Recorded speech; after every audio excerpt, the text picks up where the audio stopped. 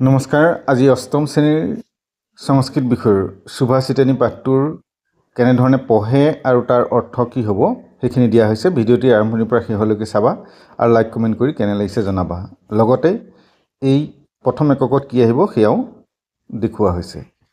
সুভাষিতানী দদাতি প্ৰতিগৃহ্ণাতি গৃহম আস্যাতি পিশ্যতি ভুংক্তে ভুজয়তে চৈব সৎবিধং প্ৰীতিলক্ষণম।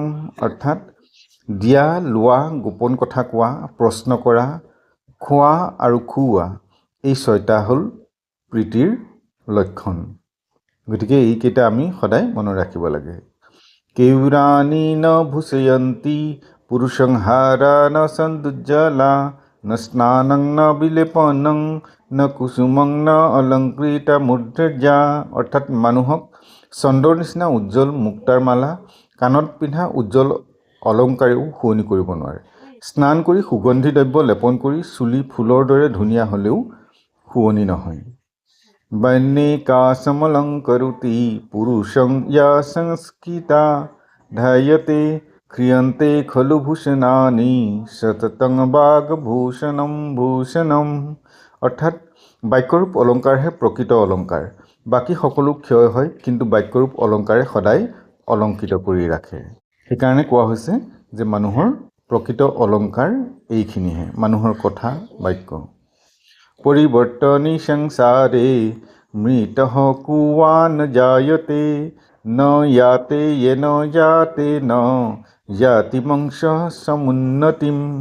অৰ্থাৎ এই পৰিৱৰ্তনশীল জগতত কোন মৃত্যু হোৱা নাই বা কোন জন্ম হোৱা নাই। যি জন্মৰ দ্বাৰা জন্ম হয় তেওঁ বংশ উন্নতিৰ শিখৰলৈ গতি কৰে, অৰ্থাৎ তেওঁৱেই উন্নতি হয়।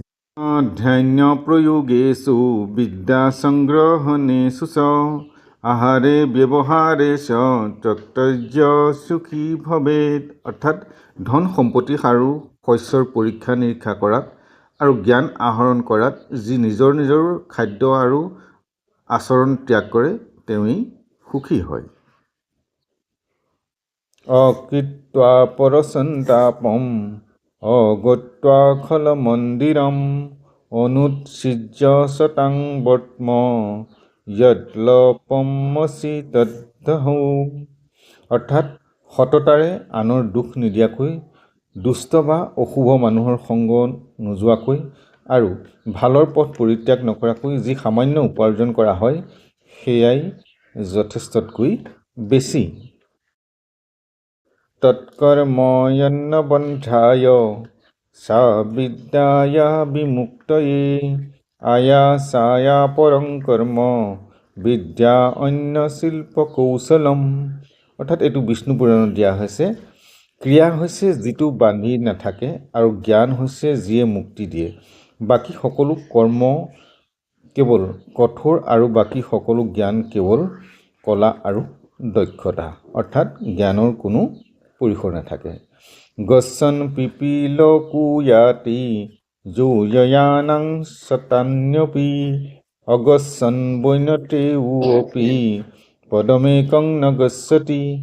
অৰ্থাৎ একেৰাহে যত্ন কৰিলে ক্ষুদ্ৰ পৰুৱা এটাও শ শ যোজনা যাত্ৰা কৰিব পাৰে, কিন্তু কষ্ট অবিহনে গৰুৰ পক্ষী এখোজ লৰচৰ কৰিব নোৱাৰে। অৰ্থাৎ গৰুৰ পক্ষীটো অতি তীব্ৰবেগী, আকাশতেই থাকে অথচ সিও যাব নোৱাৰে। নানি দহতু বনে সখা ভৱতি মাৰুতঃ স এব দীপনাশায় কৃষে কস্যাস্তি সৌহৃদম।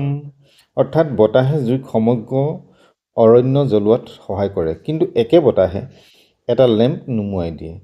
একেদৰে দুৰ্বল ব্যক্তিৰ লগত কোনেও বন্ধুত্ব।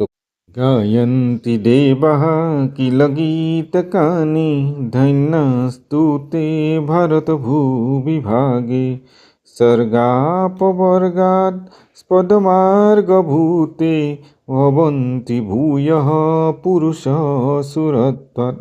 অৰ্থাৎ দেৱতাসকলে গায় যে ধন্য ভাৰতৰ জনসাধাৰণ স্বৰ্গ আৰু পৰিত্ৰাণলৈ যোৱা পথত অৱস্থিত।